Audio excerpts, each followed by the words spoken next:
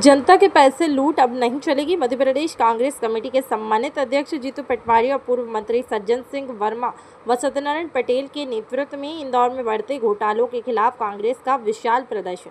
500 करोड़ से लेकर 1100 करोड़ का घोटाला नगर निगम ने किया। जनता का पैसा, बढ़ती महंगाई और हर चीज में टैक्स वसूला जा रहा है। इतनी महंगाई बढ़ गई है कि गरीब डर डर की ठोकरें खाने पर मजबूर हो गया है। आपको बता दें क्या कर रही है सरकार।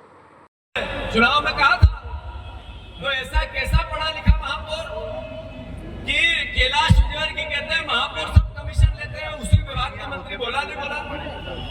अरे मंत्री जी उसी विभाग के कहते हैं कि हमारे महापौर कमीशन लेते हैं और फिर मंत्री कार्रवाई करने की जगह नफरत और घृणा के बयान देते हैं, नफरत और घृणा की बातें करते हैं। कैसा शहर है हमारा।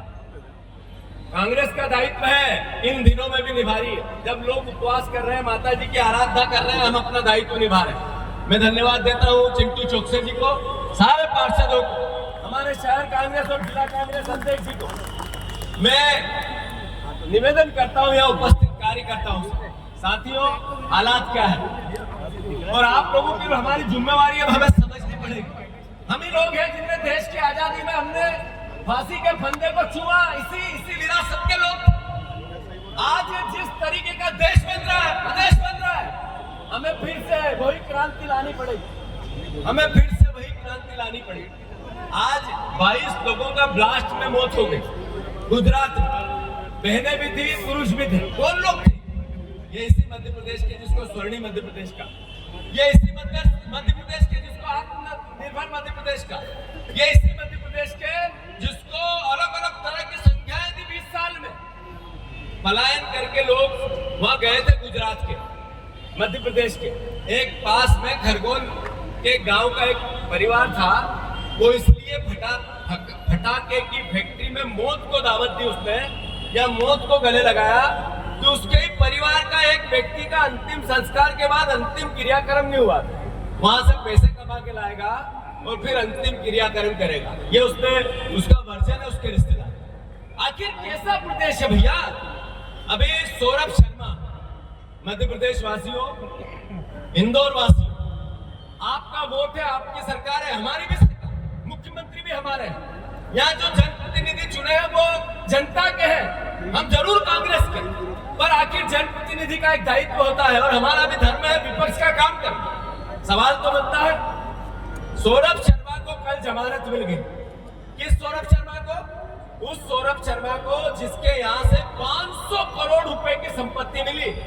और किसने किसने छापे डाले? ईडी ने, नरेंद्र मोदी की ईडी। किसने छापे डाले? आईटी की रेट डाली, आईटी की इनकम टैक्स। किसकी रेट? नरेंद्र मोदी, नया भारत नरेंद्र मोदी। उसको कल लोकायुक्त ने जमानत दी। जब हमने सवाल किया तो लोकायुक्त जी ने वापस ट्वीट किया कि ये टेक्निकल जमानत हुई, हमें भी जांच की प्रोसेस को आगे बढ़ाना। शर्म आनी चाहिए इस प्रदेश के मुख्यमंत्री को। 5वीं मंजिल मुख्यमंत्री ऑफिस से पूरा घोटाले को इन्होंने कैसे रफा दफा कर दे, इसकी प्लानिंग की। इसलिए कि लोगों ने आपको अद्भुत अकल्पनीय वोट दे दिए। अरे लोकायुक्त जी, आपको तो शर्म आनी थी कि इतना बड़ा बहुचर्चित घोटाला है, उसको आपने जमानत ऐसे ही होने दी 60 दिन में। आखिर ये जो लोग टोल पे जाते हैं ना, इंदौर वासियों, प्रदेश वासियों, जो आप टोल पे जाते हो और जो आपकी उगाई होती है 100 रुपए, 150 रुपए, उसके 20,000 करोड़ रुपए 1 साल, 1.5 साल, 5 साल, 5.5 साल, 6 साल में इस बीजेपी के नेताओं ने लिए। अरे जो पूछताछ नहीं हुई परिवहन मंत्रियों से, जो पूछताछ नहीं हुई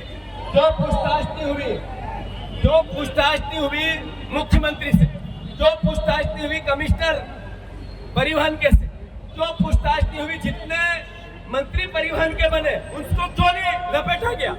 आखिर क्या प्रदेश है हमारा। सौरभ शर्मा को जमानत मिलना इस मध्य प्रदेश की जनता के गाल पे करारा चाटा है, ऐसे ही नहीं पड़ा है। ये आप लोगों की कांग्रेस पार्टी को जो दायित्व है निभाना है, हमने सदन में भी निभाया, बाहर भी निभाएंगे।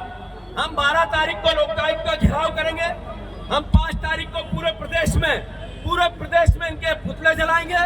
हमने आज पूरे हर जिले में लोकायुक्त के और इनके खिलाफ आंदोलन हो रहा है। आखिर कैसा प्रदेश है। हमारे लोकतंत्र के चौथे स्तंभ ने एक्सेप्ट कर लिया, यहाँ की जनता ने, वोट देने वालों ने एक्सेप्ट कर लिया। कांग्रेसियों को भी सोचना पड़ेगा कि अगर ये भ्रष्ट रहते रहे और हम अपनी आंख मीच लेंगे तो फिर हम अपने साथ, इस प्रदेश के साथ, इस लोकतंत्र के साथ और कांग्रेस की विचारधारा के साथ न्याय नहीं कर सकते। मैं सब परिवार के लोगों से माफी चाहते हुए, मैं कोई सवाल मीडिया से नहीं करना चाहता, पर सवाल ये पूछना चाहता हूँ कि एक पत्रकार को जब वहां पर दौड़ा कर अंदर मारा, थाने में ले गए, तो 40-50 पत्रकार इकट्ठे हुए, वो थाने में जाके धरना दे रहे हैं, वो मीडिया के सामने मुख्यमंत्री कार्यालय में फोन कर रहे हैं, वो अलग अलग नेताओं के पास जा रहे हैं। ये मीडिया का काम है?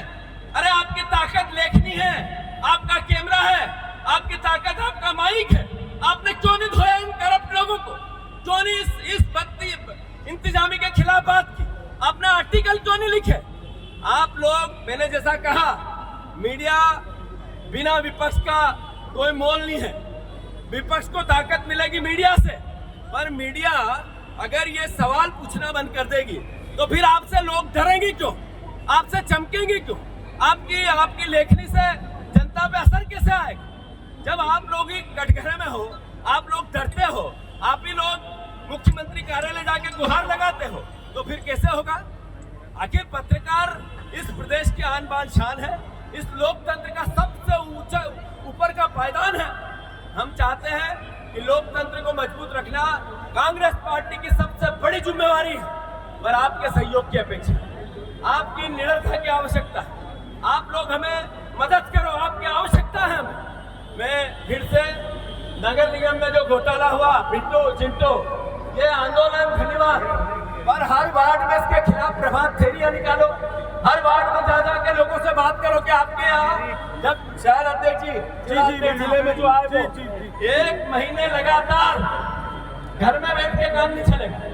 1 महीने हर वार्ड में लगातार अलग अलग टीम बना के